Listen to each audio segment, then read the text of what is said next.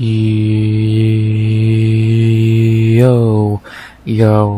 RX back with another recap of UFC Vegas 95, Spivac versus Tybura 2.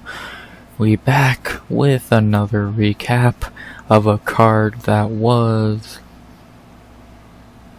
awful. Like, I can't even sugarcoat it anymore. Not like I do anyway, but like this card was ass. It was pathetic. Like, it sucked. I can't really put it in simpler terms. It was fucking terrible. Like, yeah, it was only 10 fights, but nothing fucking happened. Like, it literally might be the worst card of the year. Like, that's not even me trying to be funny or anything. It literally might be the worst card of the year.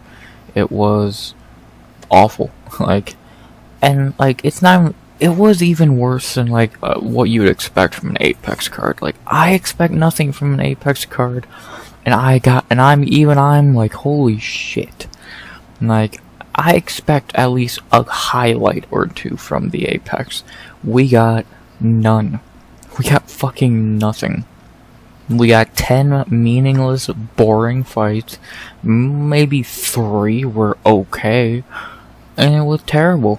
So, it's meaningless, waste of time, boring, unexciting, uneventful, waste of fucking time, pathetic excuse for a card. I think that's how I would describe it.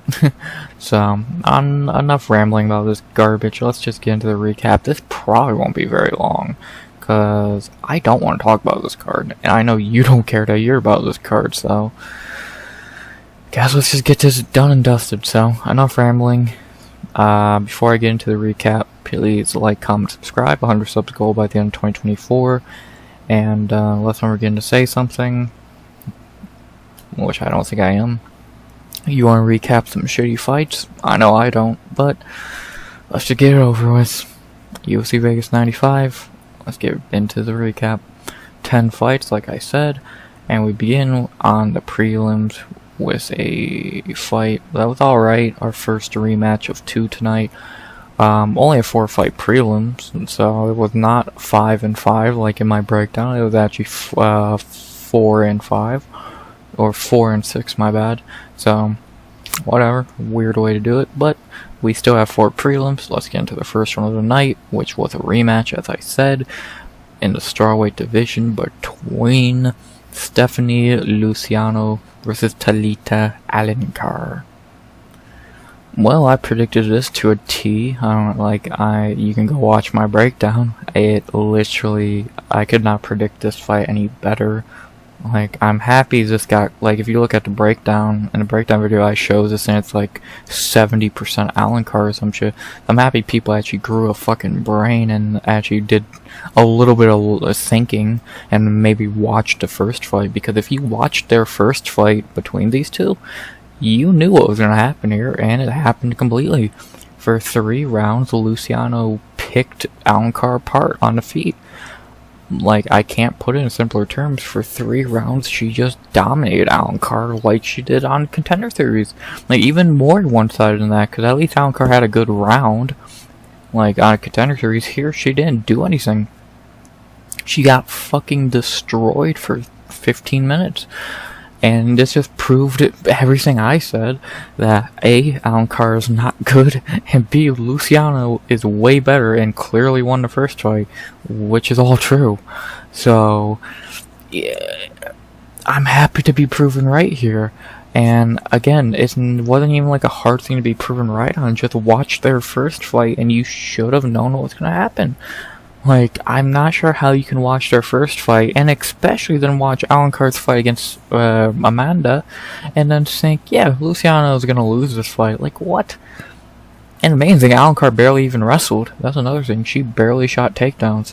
She tried to have a striking match and kind of just got completely just got annihilated for 15 minutes. So, Luciano was having fun in there after a while. She was fucking just vibing, having a good time beating Alencar's ass. Probably fucking getting PTSD flashbacks of Contender Series on Alencar's part. So, yeah, it was a super easy fight to predict, and again, I'm happy to be proven right completely, because I was. Like I said, I saw Luciano would easily win this fight, and maybe I was even wrong in a little bit, because I thought Luciano might drop round 1 like she did on Contender Series. She didn't do that. From bell to bell, from the second the fight started to the second it ended, Luciano won every minute and had a great performance, so can't really say much else. It was a one-sided beating, like on Contender Series, and even more of a beating here, so good way to start the card. It was a fine fight. Forgettable, but it wasn't terrible, and I'm happy Luciano got revenge for getting robbed on Contender Series, so good shit. I'll talk about Luciano first, because why the fuck would I not? Again, great performance. She looked really good. Her striking looked super crisp. Really good at using her range and kicks. She looked great. I can't really say much else. She looked great. Looked improved from the Contender Series, I'll say that much. I do think she looked more improved as a fighter. Like on Contender Series, she looked good, but she was still a little green. Here, she looked super good. She looked improved. Like, I know I've said that a couple times now, but it's true. She looked like a better fighter. She looked like she learned from the first fight. Like, it looked like she took everything that happened in the first fight and just said, yeah, I'm not doing that again. I'm gonna beat your fucking ass. And that's what she did, so can't really say much. Luciano looked great. Great debut. Only 24 years old. Finally broke in her contract she earned a year ago, and she looks to be an interesting prospect. It might take a couple years for her to hit what her ceiling could be, but right now, only in her 8th fight, to look this good already. Yes, versus a super low-level opponent, but still, she looked good. Her striking, like I said, looked crisp as fuck. This was probably the 4th best fight on the card, to be honest, and this was probably one of the best performances on the card. So, and again, I'm happy for Luciano. She got revenge for that bullshit Contender Series decision, and now she can move on from Alencar. That little rivalry, quotation marks, is over. Now she can go on to bigger and better fights, so I'm excited to see her fight again. Let's see how much she gets better and better throughout her career. So, great performance, and great debut by Luciano, putting an end to the Alencar chapter. And for Alencar, I don't got much to say. I'm just continuously proven right with Alencar that she is not good. I was proven right against Amanda when she clearly lost, got handed a decision. I was proven completely right here when she just got pieced up again by Luciano. She's not good. She can't fucking strike. All she can do is what you're seeing here. She's a grappler.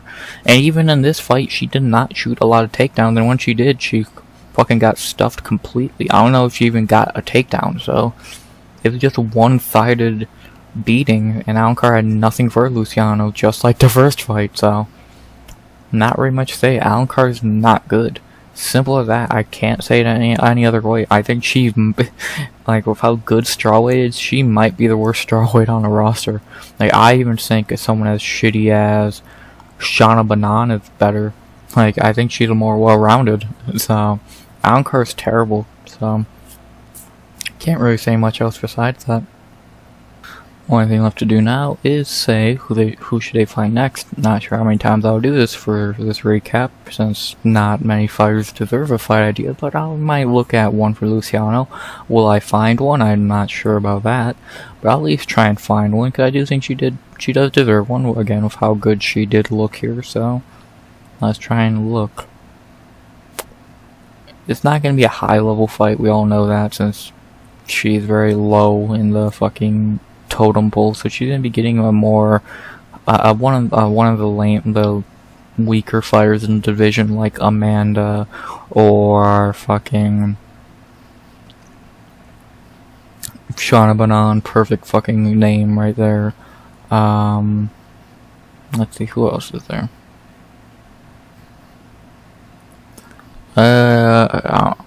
Even anyone on this page might be too high to jump up at this point, so yeah, I think probably either Renan, Amanda, or Shana Banan makes a lot of sense. I think either one of those fights are perfectly fine. Not really sure who else she could fight, unless you want to give her like a Pooja Tumar or Marnik Man, but I think like someone like Marnik or fucking Adderline makes more sense for Alencar, so yeah, I think Amanda would make a lot of sense since her and Luciano are both victims of robberies from Alencar, so I think why not do that fight? Or, as I said, her and Chana Banan works fine, so we'll see what they do. I'm down to see Luciano and Amanda. I think that's another nice win for Luciano, but you never know what will happen. And not very much else to say about this fight. Fine way to begin the night. Sadly, one of the better fights of the night. Like I said, probably the fourth best fight of the night. So take that with a grain of salt, of course. And not very much else to say. Great performance by Luciano. Great debut. Looked really good. And who should she fight next? I don't mind the idea of her versus Renan. I don't remember how to say her first name, but versus Amanda. Sounds like a good fight. Well, maybe. Luciano should be able to get a win there. And let's just see what happens. So, great debut for Luciano. Alencar's ass. And I'm happy she got revenge for Contender Series robbery. After that, we have to our second fight of the night, going to featherweight. Not going to waste a lot of time here. Don't really got much to say. Not really anything to say, because it was forgettable and lame. As in our second fight of the night, we had to featherweight for a fight between Youssef, Zalal versus Jarno, Errens.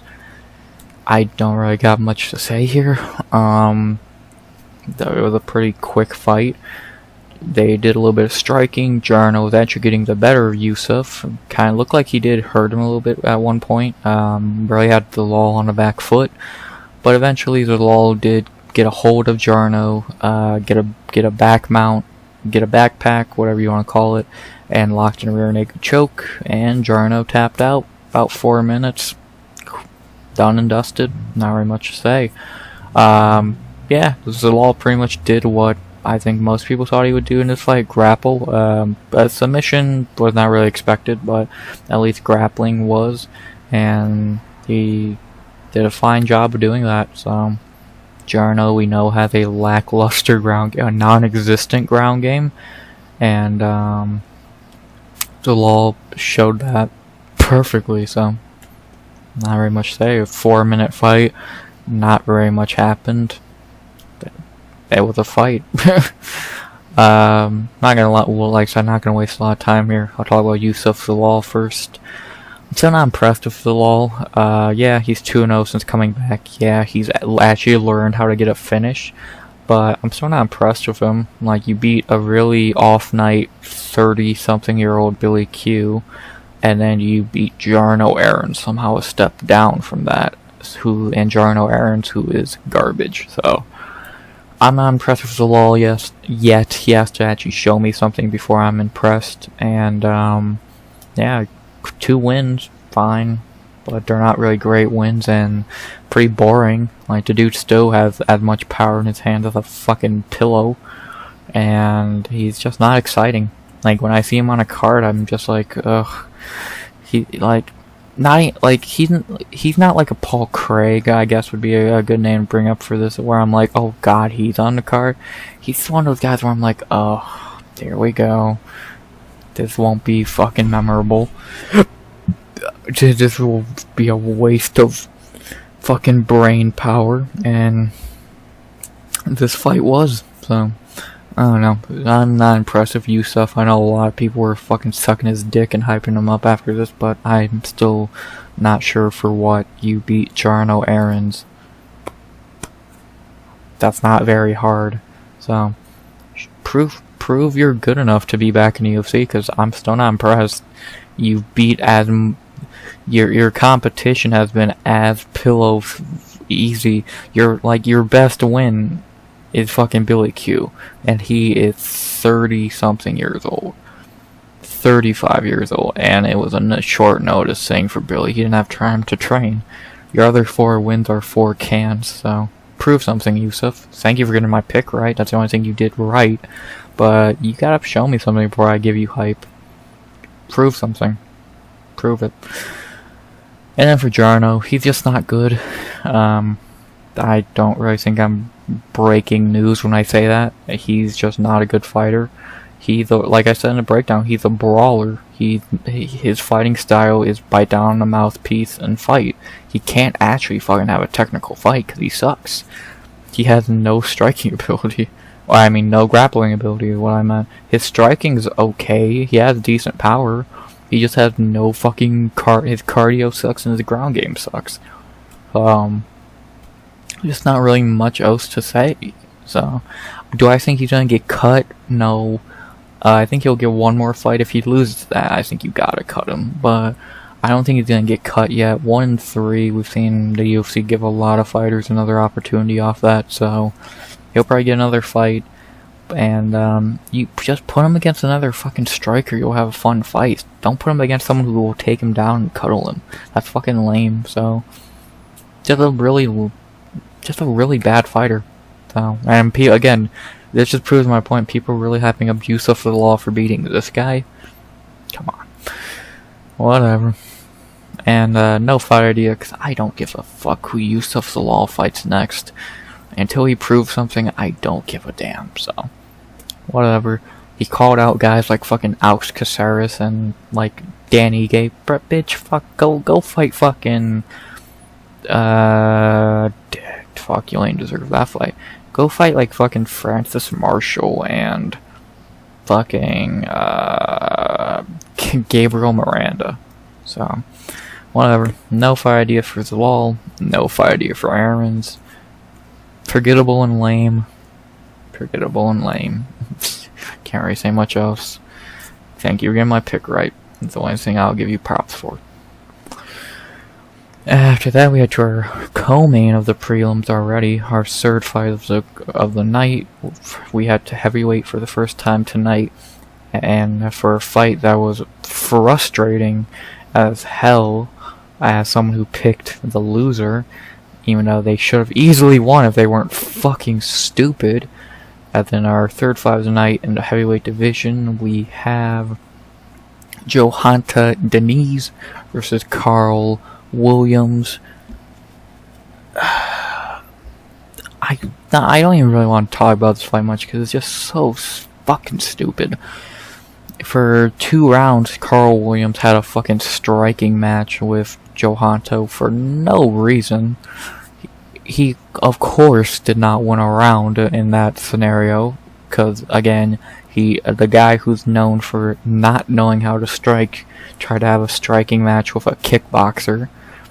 Follow me, I know, it fucking makes no sense. And then finally, in round 3, his dumbass learned, I should go for a takedown. Oh, and guess what? He easily got to the ground, easily kept him on the ground, and won the round. Holy shit, a new concept. Using what you're good at. Oh, it's fucking magic. A wrestler should use his wrestling versus someone with no fucking ground game. You blew my fucking mind. Jokes aside, fucking Karl Williams is a moron. Like, he's a dumb son of a bitch. I can't really say much else. He's just fucking stupid. And he deserves this L. Karl Williams handed Jhonata Diniz this fight. Because for whatever reason, he tried to be Mr. Striker for 2 rounds.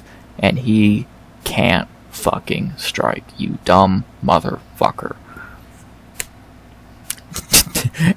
I can't even say Karl Williams lost this fight more than Jhonata Diniz won it, if that makes any sense. Williams again handed Diniz this fight. He's fucking stupid. I can't say much else. He's just stupid. So he deserves this L, and fucking, I guess, good for Jhonata. He won a fight where he didn't have to do much outside of fucking win 2 easy rounds and then don't get finished in the third, which ain't a big deal. So, you're not get finished in the third round by Karl Williams. That's not too difficult. So, not very much else to say. Just frustrating. As someone who picked Williams, and just someone who knows Karl Williams, it's like, dude, what are you fucking doing? Wrestle, you dumb fuck. He didn't, so he deserves it. So he's fucking stupid, and he deserves it. So can't say much else. Only thing left to say, I'll talk about the fighters real quick. Diniz, 2-0 now. Fine win, I guess. Still don't think he had the ground game. Still think if he fought a wrestler who actually decided to wrestle for the fight, he loses. But all we saw here is that his cardio is okay, and his striking is good, which we already knew. So not really much to say. Good job, Jhonata. And I said what I had to say about Karl Williams. He's fucking stupid. So simple as that. The only thing I have to say now is who should I fight next for Jhonata Diniz. You could give him a fun fight. I do think he deserves a pretty fun fight. Hopefully not a wrestler, but not like that wrestler to wrestle on him anyway. Who could you give him? 2 in a row now. Justin Tafa would be really fucking fun. Martin Boudet would be intriguing, but that also might be boring as shit. Mick deserves way better than that. Waldo deserves better. Shamil? They're probably gonna baby Shamil and give him another fucking layup, so. Nascimento, obviously no. So most likely Jhonata will fight a Boudet or a Justin Tafa, which I'm fine with either one of those fights. I think those are 2 very good fights. Of course, as a fan, I'd rather see him fight Justin Tafa. What would make more sense? Maybe him and Boudet, even though, again, I don't like that fight. Could easily be very boring, very easily, but maybe it would be a fun fight. So, Boudet or Tafa works fine. I'm down to see either one of those. I'm trying to think they're a better fight for, like, I would love to see this fight if they want to book this, so yeah, either Tafa or Boudet, either one works, and, let's see, maybe Boudet will actually maybe Boudet will learn from Karl Williams' mistakes and actually go for takedowns, so we'll see, but, yeah, just not really much else to say. Not really much else to say about a fight where a dude just said, fuck using any fight IQ. I'm just going to fucking not wrestle against a guy with no ground game, so annoying. Simple as that, just fucking annoying, so whatever. All I have to say about this fight is who should I fight next? I like Jhonata Diniz versus either Justin Tafa or Martin Boudet. Either one works. I'm not against either. Yeah. Diniz keeps his undefeated record. Good for him. And let's see what he can do in his next fight. Hopefully, if he fights the wrestler, they learn this motherfucker can't wrestle. But, you know, maybe heavyweights aren't the brightest. Whatever. And now for our featured prelim in the women's bantamweight division. We have a fight that was pretty good. I'd probably say the top probably second or third best fight of the night. I thought this was pretty fun. Not as great as I think it could have been, but it was fun nonetheless. Like, I don't think these two could really have that boring of a fight. It was still entertaining. And then our featured prelim at women's bantamweight for the first time tonight. My bad. We had Karol Rosa versus Pannie Kianzad. Fun fight, if not just a beating. Like, I'm kind of stretching when I say it was a fight, since it was more of a one-sided mauling. For 3 rounds, Karol Rosa just picked Pannie apart. I'll say that 5 times fast. And round 1, she started off fast, chopping Pannie's legs. That was definitely the story of the fight. Karol easily took round 1 by leg kicks, and then round 2 and 3. Round 2, much of the same.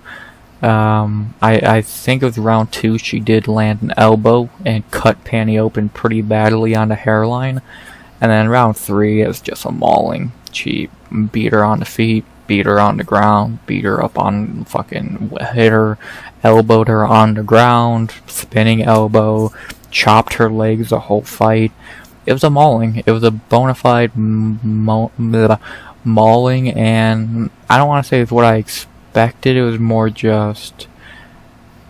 It was more one-sided than I expected it to be. Like, I thought Karol Rosa would win. I just didn't think it'd be a fucking mauling. I thought it'd be maybe a close fight, but kind of clear, a very fun fight. But no, it was a fucking beating to the highest degree. But then again, I guess I shouldn't be too shocked since I said that Karol Rosa was just the way, well, I just saw Karol was the better fighter and going into it, and I was proven right going out of it. So yeah, it was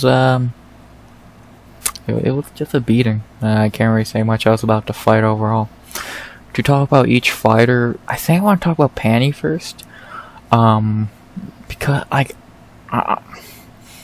I talked about in the breakdown, how I've never picked against her and how I think she is good and all that. Like, she's a fighter who has shown flashes of being really good. This winning streak was really good. This Lena fight was good. She looked good against Raquel.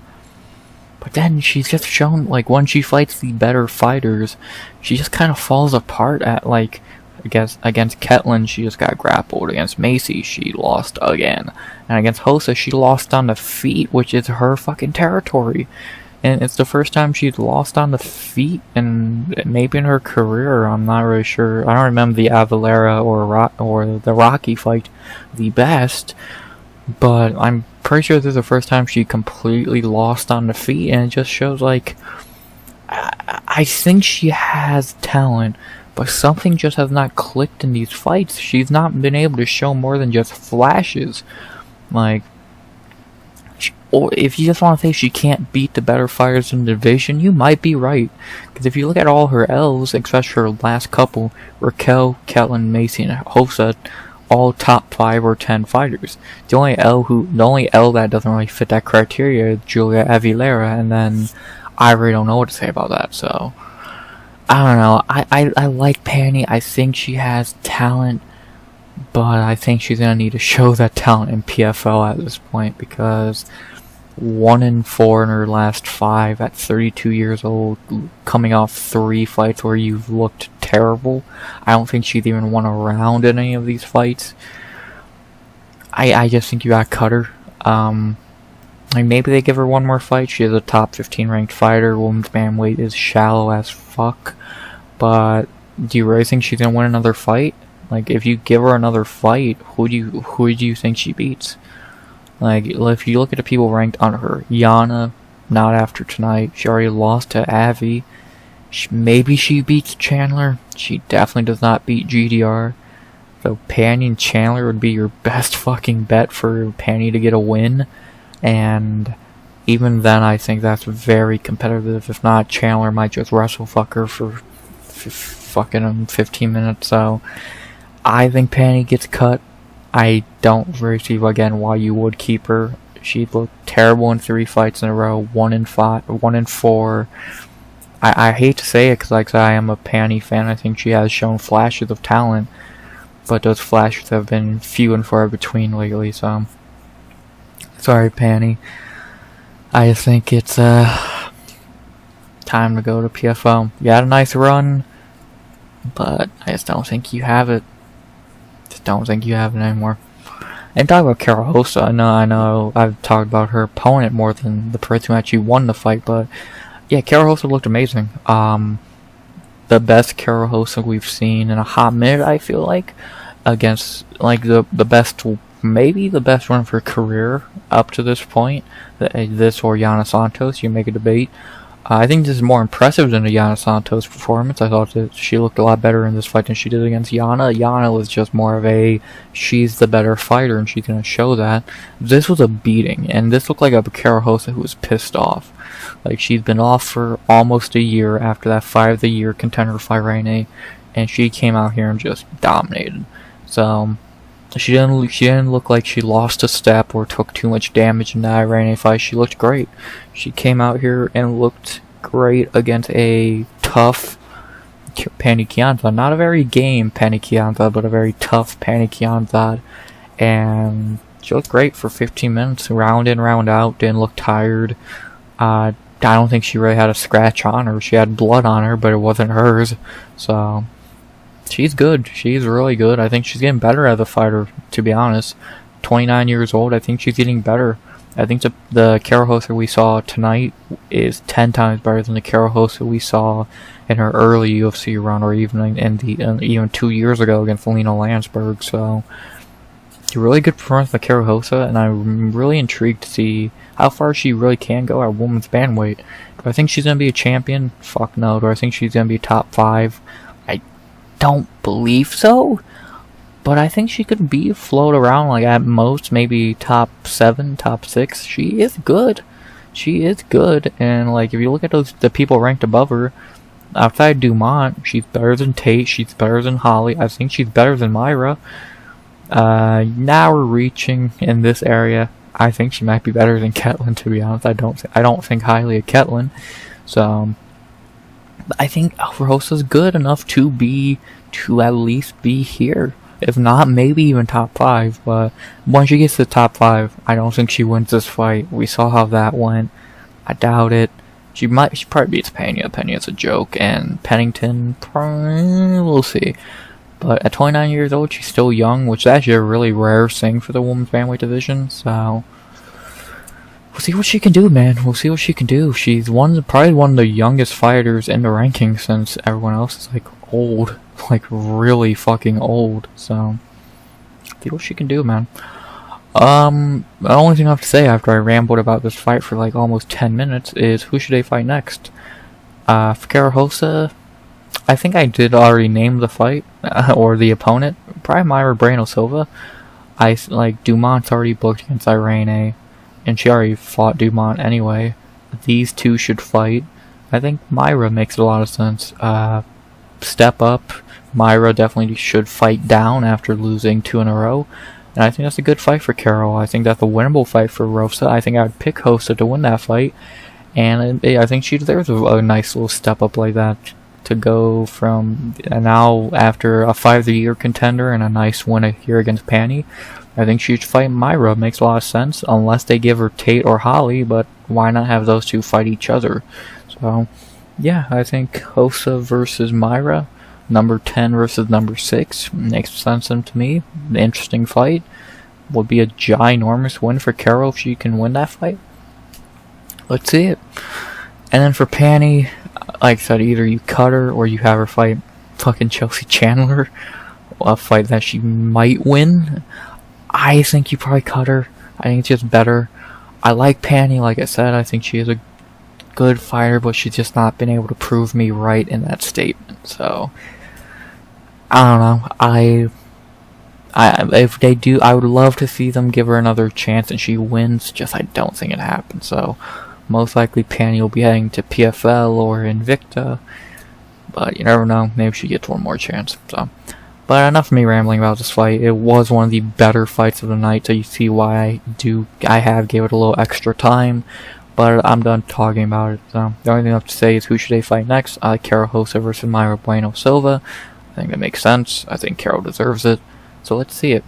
Not really much else to say. Good fight to end the prelims. Good performance by Karol Rosa. Bang! Those are prelims. Outside of the Rosa fight, not really much to talk about. This was Luciano looked fine, forgettable, annoying.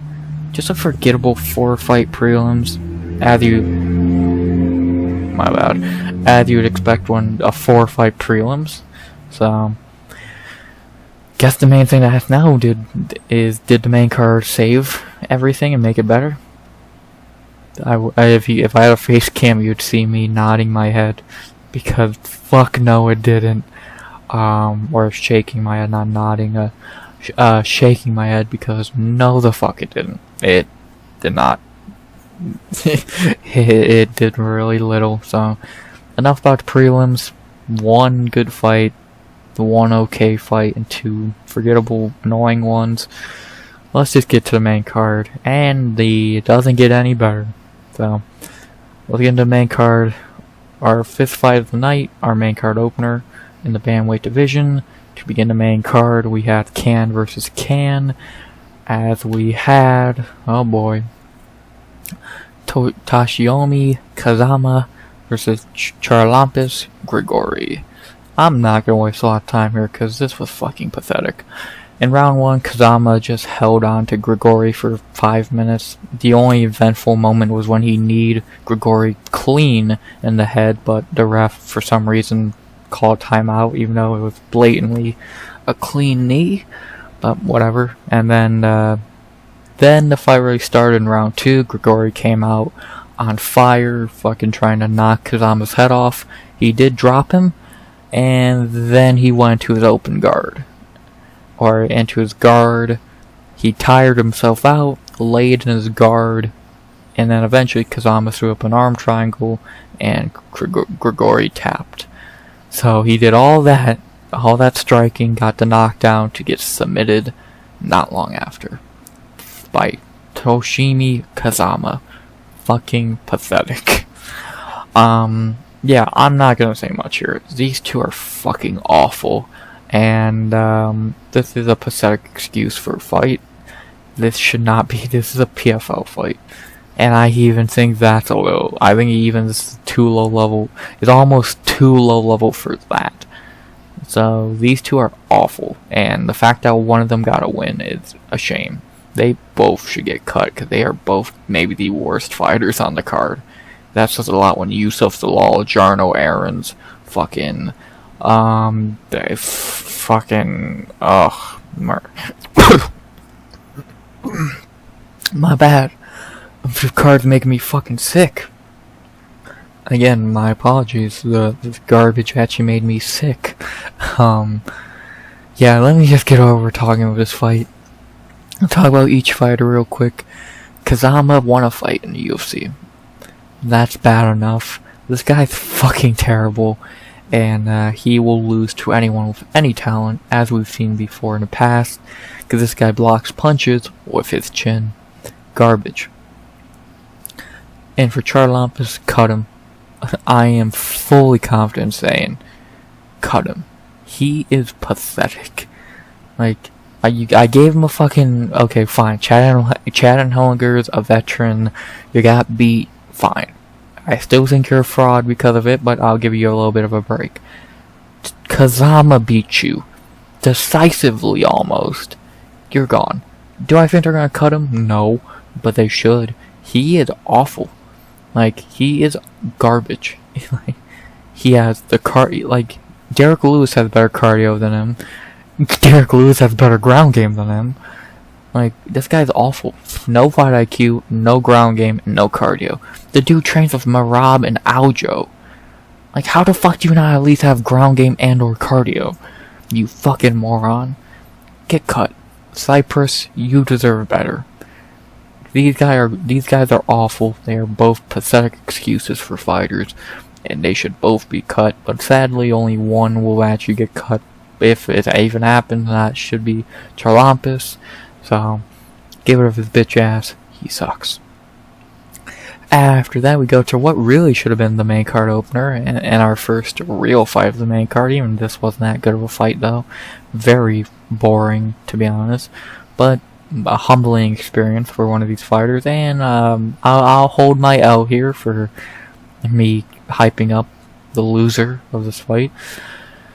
As we go back to women's bantamweight again for a fight that was actually way worse than a Rosa fight, but whatever. As in our second fight of the main card, back at women's bantamweight, we have Yana Santos versus Chelsea Chandler. Well, yeah, the betting odds were right. I was wrong. For 15 minutes, Yana just beat the shit out of Chelsea. I don't want to say beat the shit out of her, because that's not true. She just was the better fighter for 15 minutes. Completely outstruck Chelsea. Just kind of took her to school more than anything. And Chelsea kind of deserves it, to be honest. So, yeah, I was completely wrong about this fight. I thought Chelsea should be the favorite. I thought Chelsea was the better, younger fighter, this, that, and the other thing. Yeah, I'll hold my L. I'll hold my L. I have no problem holding the L for this one. Y'all were right. I was wrong. I gotta talk about Chelsea Chandler first. There's nothing more to say about the fight. Like, you see the fight here. 30-27 Yana. Kind of. We've had a couple of those on this card. It was a easy win for Yana. To talk about Chelsea, man, I'm really disappointed with Chelsea. I expected a lot better. I was already disappointed for going into the fight because you see this. That means she missed weight. She weighed in at 141 for 135. She didn't even fucking try. So that's back-to-back weight misses, and this one's even worse. At least I can tell she did try against Josie Nunez because she at least got to 137. You tried. You didn't fucking try here. You fucking said, why the fuck should I try? You tried to get a fucking advantage probably, and it failed. So already an L. Second of all, you look terrible in the fight. In a fight where, in my opinion, she should be able to come in here and be the fucking better fighter.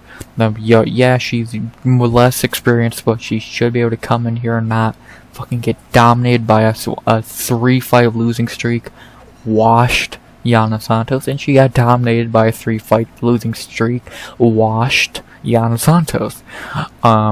And it wasn't even close. Like, she didn't even win a round. Like, maybe you want to give her round 3. I think you're being nice. Like, Yana dominated her, like, completely, and it was just kind of pathetic, to be honest. So, like, and especially since Chandler talked all the shit going into the fight, like she always does, and she fucking got embarrassed. So, she deserves it. She fucking deserved it for missing weight, talking shit, and not showing up.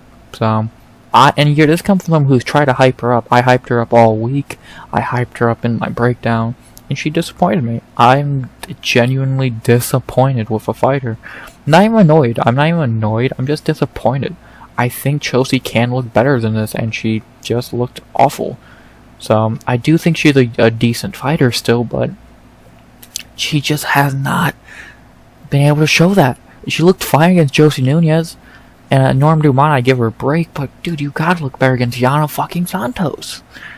So, disappointing. Disappointing.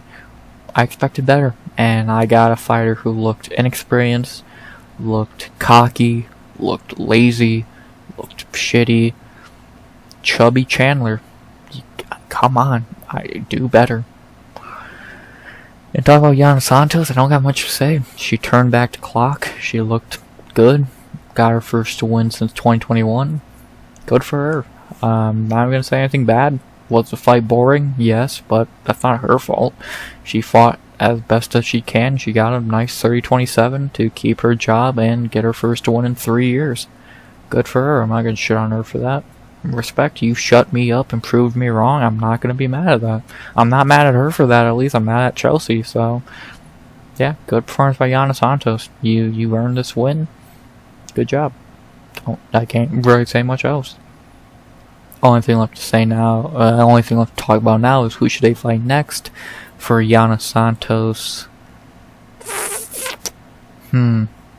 She's in a really weird spot where, like, she'll probably move up to 11 because Pannie will drop down. You could. Like, I thought someone say Yana should fight Misha or Holly. I don't hate that idea.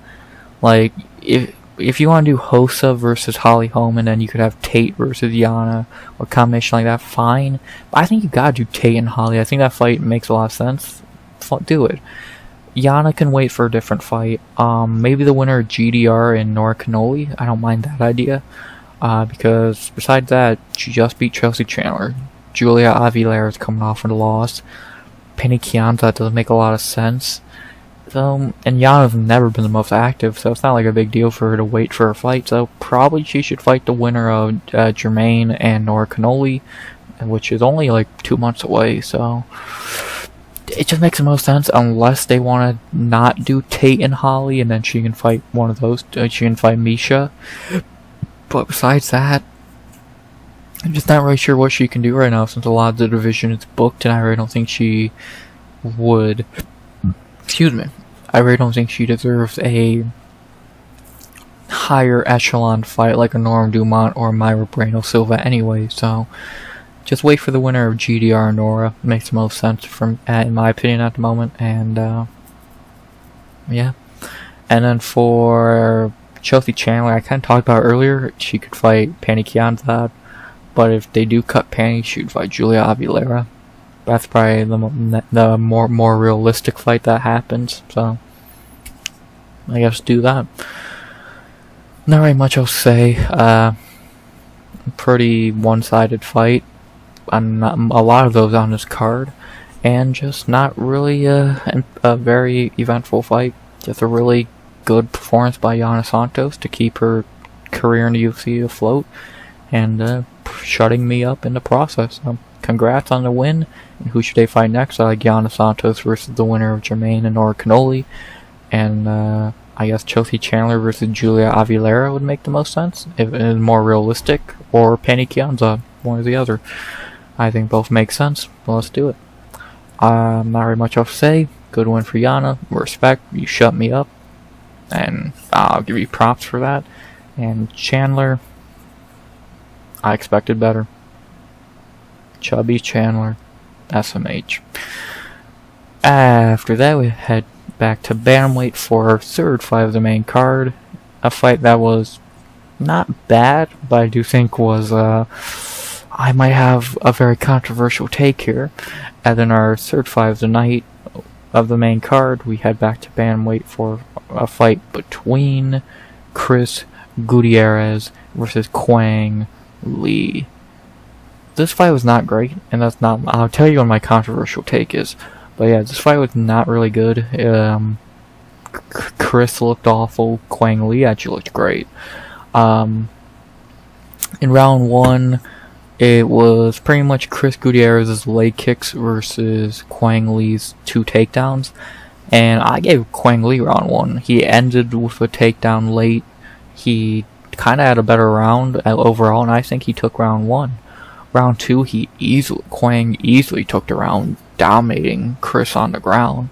And then round three, Chris had his best round of the fight, chopping down Quang, landing the better strikes, and that was the fight. I had a 29-28 Quang. I think he won this fight. I think he was the better fighter in the first 2 rounds, and I think he won this fight. Of course, I already knew the judges were not going to do that. I already knew the judges were giving it to Gutierrez, and I was proven right. Which I'm not upset about, because, of course, you know, Chris Gutierrez was my pick, but as someone who wants the fighter who actually won the fight to get the win, I think Quang won this fight, and I think he kind of got robbed here, and that's my controversial take. If I get giving round one to Chris, I guess, but like, yeah, he landed a couple leg kicks. The rest of the round, he was either getting backed up by Quang's strikes that were kind of landing, or getting taken down. So, I think Quang won this fight. I think he performed better than Chris, to be honest. He looked better in this fight than Chris. Chris just looked terrible in this fight, to be honest. He looked really just off. He looked slow. He looked just not really all there. And I think that's a big reason why I don't think he won this fight. So, I think Quang got robbed. Simple as that. And again, I did not pick Quang. You can hear my breakdown. I did not think he was going to win this fight. But I think he did. and after watching it, I think he did. So, good for him. And since I'm done with the fight overall, let's talk about the fighters. I want to talk about Quang first. I think he deserves to get talked about more, because again, I thought he won this fight, and I thought he looked great. For a short notice debut versus Chris Gutierrez, he looked good, and again, he probably won. He looked better in the first 2 rounds. He looked UFC ready, and he looked like that. Good for him. I'm excited to see him on a full camp. He looked good, and this just goes back to my point that I said in the breakdown. I made a tweet earlier in the week that it's crazy how ready these fighters are at this point. Short notice or not, these fighters are just coming in and looking great. And you can add Quang Lee to the list of those fighters, because he came in here, looked great for 10 minutes, and I think beat a really experienced, formally ranked fighter in Chris Gutierrez. So, great debut for Quang against versus a tough veteran. I think he got robbed of his undefeated record, and it's a shame. So it's a shame. And then for Chris Gutierrez, he looked terrible. This is the worst he has looked since the Pedro Munoz fight. Because in the Munoz fight, he just didn't fight. In this fight, he fought, and he just didn't look that good. Like this ain't the Gutierrez we saw against Serghei Lee. Like, that guy looked really good. The guy we saw here was just not really impressive. Looked very eh. So, I don't know if it was the short notice opponent change, if he is getting older at 33 years old, or what have you, but he looked terrible here. Like, again, this is the worst we've seen him since the Pedro Munoz fight, and even that fight I thought he might have looked a little bit better, because, like, I think you could easily give that fight to him. I don't think he won this fight, so, I don't know. Really disappointing. Like, I don't want to use the word disappointing again, because I don't think that's the right term. It's a really underwhelming performance from Chris Gutierrez in a fight where he was a -600 favorite and probably should have won a lot easier than he did, if he even won, which again, I don't think he did. So, really bad performance by Chris, and expected a lot better, though. Yeah, not very much I'll say, though. I'm not going to give a fight idea, since I usually don't give fight ideas to fighters who I think got handed the fight. So I'm going to keep that tradition going. And I'm just going to say, was it a good fight? Not really. But was it scored wrong? Yeah. So I feel bad for Quang. Guys, he stepped in on short notice, looked good, and got robbed. Poor guy. But I'm excited to see him on a full camp, so let's see how he does when that happens. But for this fight, not very good, and a bad decision. Shit happens, I guess. Not very much else to say. Bad performance by Chris, great performance by Quang. After that, we had to our fourth fight of the main card in the welterweight division. Not gonna say a lot here because this fight was fucking terrible. And then our fourth fight of the main card, we had Barlow versus Nikolay Veretennikov. They didn't fight. Like, I said, our fourth fight of the night, they did not fucking fight. For 15 minutes, they had a goddamn staring contest. And you think I'm kidding? They literally had a fucking staring contest for 15 minutes. They didn't do shit. Like, I actually want to see if I can bring up the stats here, because they did not fucking fight. It's as simple as that. Like, they looked at each other for 15 fucking minutes. Actually, I stand correct, in round 3, Veretennikov actually did fight, and he easily took the round. Yeah, 52 strikes, 49% of 107, 59 strikes. Like, dude, these guys did not fucking fight. 18-10, 15-19, 19-30. This is the only round where someone actually fought, the respective fucking Nikolay. But, like, dude, and this was a striking match. They were very little in the clinch. They were barely in the clinch. And I think the only time they hit the ground was like a takedown right at the end of right at the end of round 1, where I don't even think it counted. So, like, they didn't fight. They looked at each other for 15 minutes outside of round 3 when Veretennikov actually started throwing. So, outside, though, yeah, this fight was terrible. They did not fight, and if they're not gonna fight, why should I waste time recapping it? So, I'm not gonna waste much more time on this. Super disappointed with Barlow. As my lock of the night, I expected way better than a guy who you could easily give the fight to Veretennikov. A 30-27 is wrong, but if you say you gave him 3 and 2, I'm not upset. If they would have gave this to fucking Veretennikov, I'm not upset. I think he's the only one who actually fought around. So Barlow just looked fucking tense and lame for 15 minutes. So disappointing, annoying fight in quotation marks. I don't count this as a fight. Again, it was a staring contest, and just a lame fight. No fight idea. They don't deserve it. No one really deserved to win this fight. So yeah, just, I can't say much else. I'm trying to think of words to say. It was a fucking staring contest. And they both should have lost. And end of story. After that, we head to our co-main event of the evening. The only fight that had any excitement, I swear to God. As in our co-main event of the evening, we head to featherweight for a fight between Chepe Mariscal versus Damon Jackson. This was the only fight where anyone actually cared and actually fought.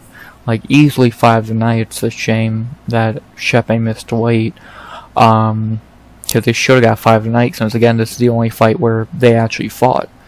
So, respect to these two. These two put on a fun fight for 15 minutes. And for 15 minutes, Chepe kind of just dominated Damon. Like, in round 1, it was close, but Chepe definitely had the better moments. And then after that, Chepe really just took over and dominated Damon for 2 rounds. Could easily score 2 10-8s. I had 30-26, but 30-25 is very understandable. He just fucking... Damon tried to have a pace that was gonna, like, tire out Chepe, and all it did was tire out himself. And Chepe just showed he has a really good gas tank. So, Chepe's gas tank is very fucking good, and this kid's good. This kid's good to outpace and dominate Damon Jackson like that is very impressive. And just, this guy's good. Guy's really fucking good. You gotta make weight, but it's your first time, I'll give you a break. Unlike Chelsea Chandler, it's your first time doing it, don't do it again. But can't say much. He put on a fun fight. He should have got a finish. I'll say that much. He should have got a knockout. For some reason, he was so 10 toes down on fucking getting takedowns that he didn't get a finish, but he easily should have. He had so many opportunities to, and he just did not go for it. So that's disappointing. But besides that, great performance by Chepe. His first co-main event, and he looked great. Got to win. Kid's good. And I'll continue talking about Chepe real quick because, like I said, this guy is really good. Like, he should be 3-1 in the UFC, but even then, those 3 wins are Trevor Peek, Jack Jenkins, and Damon Jackson. Like, those are some good-ass fucking wins. And he looked good in all those fights. He looked great against Trevor Peek. He looked good against Jack Jenkins. He looked amazing here against fucking Damon Jackson. And he had a fun fight with Morgan Charrier. Like, this dude's on a fucking roll right now, and he's proved he's legit. He's only 31 years old, and he's looking like a real problem in the division. He has good cardio. He's a good striker. His fight IQ's lackluster, but outside that, he's good. Like, he's looking like a real issue for a lot of guys, and he looks like he's in that tier of guys at the moment, like Nate Landwehr, Billy Q, Andre Fioli, Alex Caceres, where they're good, and they're right on the verge of the rankings, but they've not got there yet. So, well, Caceres might be a bad name, but you know who's good but not rankings good. So we'll see if Chepe is even better than that. Do I think Chepe is a ranked level guy? I'm not gonna go that far yet, but I could see he definitely deserves to be in the conversation with guys like I said, with Nate Landwehr, David Onama, Julian Rosa, etc. So he's good. He's really fucking good, and he might get in there again before the end of the year. So, like that, he's good. Can't say much else. Let's talk about his opponent, Damon Jackson. He's old. He like I said, he tried to have a good game plan. It just didn't work. Like, at 36 years old, he tried to be the guy with the fucking better cardio, and he gassed pretty quickly. So now 1-3 in his last 4. At 36 years old, who knows how much time he has left in the UFC or in the sport in general. Just take some time, heal up, and we'll probably see him again next year. Yeah. We'll see him again probably sometime next year. Maybe again this year, but I think he should take some time off, heal up, and see what happens. So, he looked fine here, but the younger guy was just better. Only thing left to say now is who should they fight next for Chepe Mariscal. He definitely deserves a big fight. A rankings fight, I don't know. I saw a lot of ideas for him being rankings fights. I don't know if he deserves that yet, but he deserves a good fight. Who? Let's see. None of these guys. He's already above all of these guys. Like, I would say we're getting into territory. Not even yet. Now we're in the territory of guys he could fight. Any of these guys would work. I saw someone say Sadiq Youssef, and I really do think that's a good idea. Like, I know I said Sadiq should fight Steve Garcia, but now Steve Garcia's booked. So, I don't mind that. I don't mind seeing fucking Sadiq and Chepe. Like, I really don't like Juicy J. He can go fight Onama. Billy Q. He could do something else. He could fight Feely. Nate DeTrain can go fight Bryce Mitchell. Nathaniel Wood. Who did I say? Oh, Nathaniel Wood and Jack Shore is what I said. I love that idea still. John Woodson should fight Edson. Caceres can fight Duho Choi, I think I said. And then Brito was booked, etc. So yeah, probably Sadiq Youssef. I think that's a logical fight. Everyone else in the division in this caliber, I think, has a more logical fight. Onama, Feely, of course, vice versa. Bryce Mitchell, Jack Shore, Edson Barboza, Duho Choi. And that leaves Youssef for a fight. Chepe and Youssef. Makes a lot of sense to me. Let's do it. I'm taking Chepe in that fight. No lie, so yeah, makes a lot of sense. And for Damon, take some time off, heal up, and then come back against like Cub Swanson, JSP would be interesting. Daniel Pineda, something like that. One of the older dudes in the division, or not a heavy striker. So, yeah, not very much else to say. Good co-main, fight of the night, best fight of the card. Maybe the thumbnail, I'm still trying to think if I want to make the thumbnail this fight or a bunch of garbage. We'll see. But, yeah, really good fight to go in. Good co-main, definitely the best fight on the card as I've said. And the only thing left to say is who should they fight next? I like Chepe Mariscal versus Sadiq Youssef. I think he deserves that fight. And for Damon, like I said, he could fight Cub Swanson, JSP, Darren Elkins, fucking Daniel Pineda. Any of those guys work, so yeah. Not very much else to say. Good win for Chepe. I hope he gets a big fight next. Like I said, Sadiq Youssef is right there. And yeah, not much else to say. Good co-main. Thank you guys for being the only one of the only fighters to show up and actually fight. And now for the main event of the evening. Thank God this was a quick fight, so I can quickly talk about this garbage, because God, this is so meaningless.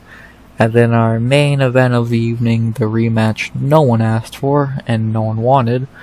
We head to heavyweight for a rematch between Serghei Spivac versus Marcin Tybura. Why is this a main event? No one knows, but at least it's over quickly. Not much to say. They did a little bit of striking. I don't know why I'm even showing that. They did a little bit of striking. Eventually it did hit the mat. Finally, I think Spivac took down Tybura. Eventually, I think Tybura reversed him and got on top. And then shortly after Spivac was setting up an armbar, Tybura did not stop it. And eventually Spivac got the armbar from the bottom, so he flipped him over. And a verbal tap, and it was over. A quick armbar in under 2 minutes. Cool. Not upset about that. I would have liked it more if it was on a main event. But yeah, cool. Quick finish for Serghei Spivac. Good job. Can't really say much else besides that. Good job. Yeah, this should have not been a main event. It is fucking garbage at the main event, because this means nothing. A main event should have a little bit of meaning. What the fuck does this mean for the winner? That you're gonna feed him to Jailton Almeida or Curtis Blades? Ooh. Like, come the fuck on, man. Pathetic. But, yeah. the heavyweight gets main events for. Why the fuck is Tai Tuivasa versus Jairzinho Rosenstrike not the main event here? And then this could have been next week. Yeah, I know that fucks up the Perth card, but I don't give a fuck. If you wanted a low-level heavyweight main event, at least pick a fun one, not this garbage. So, whatever. Talk about each fighter real quick. For Serghei, good win. The best I've seen him look in a long time. Probably since maybe the Sakai or Greg Hardy fight. Because the Derek Lewis fight was just sad. Derek, literally did not even try. Serghei was embarrassing for Spivac, and then this was a good performance. He's not had a lot of really impressive performances outside of Tuivasa, Vandera, Hardy, Sakai maybe, and now this. So, I still don't think Spivac's a good fighter. I think, I'm going to say if you put him in there for anyone good, but he's already fought the only good heavyweight, and he got KO'd in 2.5 minutes, so, but,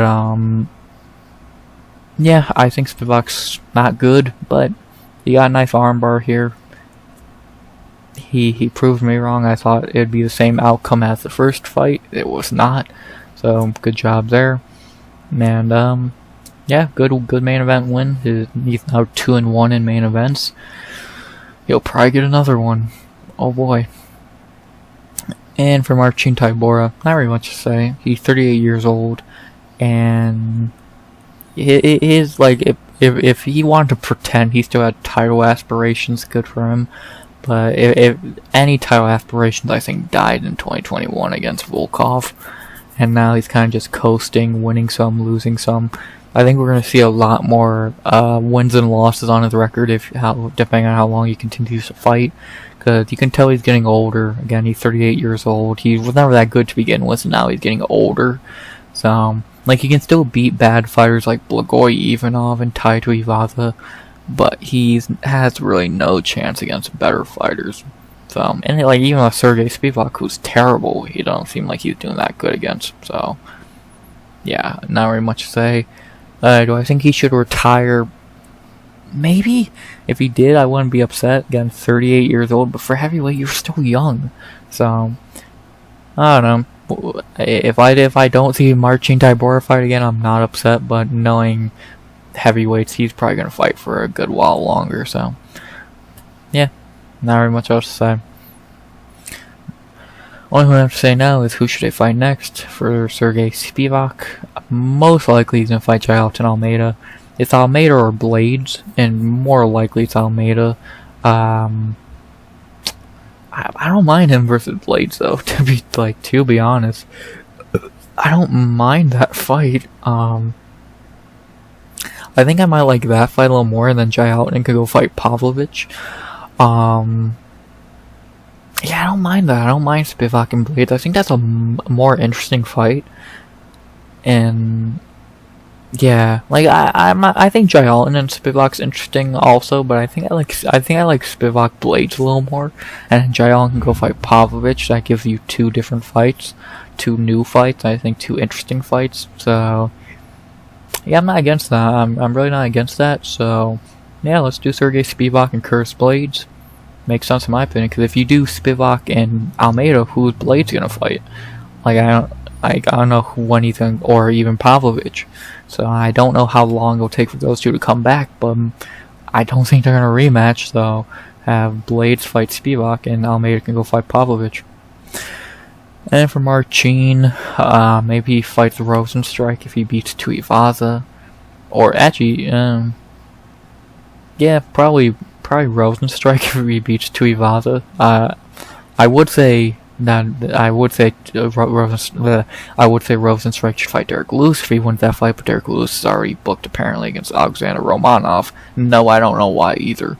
So yeah, probably Marcin versus Jairzinho will probably happen next, which is fine. It's a fight, but yeah, that's probably the fights I would do. So not very much else to say. Only thing left to say, shitty main event, as expected. At least it was quick. It was a cool submission. The only fighter who deserves a performance bonus on the night, so good for you, Serghei. And only thing I have to say is who should they fight next? I like Serghei Spivac versus Curtis Blades, and I like Marcin Tybura versus probably Jairzinho Rosenstrike. Spivac and Blades. It's actually an interesting fight. I actually would not be against seeing that fight. I would actually like if that was the main event. I would not like if that was a Apex main event. I'd be like, okay, it's not great, but I'm intrigued. And Marcin Jairzinho, cool fucking pay-per-view prelim fight. Cool fucking fight night co-main, what have you. So, yeah. Not very much else to say. Good win for Serghei Spivac to get revenge on Marcin Tybura. And kind of funny, we began the card with a revenge win, and we ended it with a revenge win. Good job, Spivac. And finally, how was this an hour and 10 minutes? Boom! That was the card to go over how I did. I can't speak. To go over how I did on picks, I went 6 of 10 for a perfect 400. Above 500 on picks, I'm not upset. The only ones I got wrong were Tybura, low level heavyweight, Chandler, super disappointed, Grigoriou, your ass, Karl Williams, you're stupid. The bonuses were Serghei Spivac, Kazama and Youssef Zalal. Well, no joke, the only thing I would have done is I would have gave Spivac a performance bonus, and that's it. I was gonna say this gets 5 tonight, but what are you only gonna give to Jackson, who was the loser of the fight? So, yeah, the only bonus I would give out was Spivac. No one else deserved it, and no one else fought like they wanted one. Let's be honest. No. Peep didn't even win. No. Come on. Maybe being nice, give Karol Rosa one. She's the only one I would even consider outside of Spivac. No. Come on. No. So, the only other person I would consider out of Serghei Spivac is Karol Rosa, and I don't even think she should get one, so, yeah. Really, no one fought for a bonus outside of Spivac, like I said. And the only thing left to say now is if you missed a card, what should you go back and rewatch? The last 2 fights, and I would say Rosa was decent. Besides that, you could skip everything else. Nothing else is worth watching. I doubt you actually care about a decent Luciano performance. No. No. No. No. No. And no. So I'd just say Rosa, Chepe, and Spivac. And even that, you could really just watch Chepe. Well, Spivac was quick, so if you really just want to watch Chepe and Spivac, go ahead. So, yeah. Not very much else to say. Terrible card in the Apex. Good chance that the thumbnail for the video is garbage. Because, again, this was garbage. We deserve better at this point than fucking Apex cards. Like, this is just pathetic. So, I did see something that the Apex is having construction done in, like, November. So, from November to summer next year, we're not going to have Apex cards. Thank the fucking Lord. But we still got 4 more lined up. 96, 97, 98, 5 more, 96 through 100. And, yeah, I'm not looking forward to them. The next one we have is Jared Cannonier and Kyle Borrelio, which is fucking amazing. The fact that that's in the Apex is a war crime. But, yeah, I don't got very much else to say at this point. I don't want to talk about this card anymore. How I talked about it for an hour and 13 minutes is beyond me. I'm sorry. And I expect this to do shitty views, so I don't know who I'm even saying I'm sorry to, because no one watched this. So, if you did, you're insane, but I love you, and thank you for watching this garbage for whatever reason. Something the UFC will never say, because they don't give a fuck if you watch it or not. I swear they don't want you to. But, yeah, I don't got very much else to say. Besides, I'm trying to think, is there anything else to say? Not really. So, I'll say, thank you for watching. You'll hear from me again Friday for a breakdown of UFC 305, Drakus and Izzy, Kai Car-France Steve Erceg, Tuivasa, Jairzinho, the Leech is back, the real Leech, not Damon Jackson, Casey O'Neill, the GOAT. So, yeah, it's a decent pay-per-view, and not too bad actually. Dan Hooker, Mateusz Gamrot, it's a fine card, nothing crazy about it, but it's fine. So you'll hear me break down that Friday, the next time you hear from me, and then you'll hear me recap it Sunday. So, yeah, not very much else to say. Again, I hope you enjoyed the video. Please like, comment, subscribe. 100 subs to go by the end of the year. And unless I'm forgetting to say something, which I don't believe I am, nah, I'm not. As always, finally, RX out. Good vibes only and always.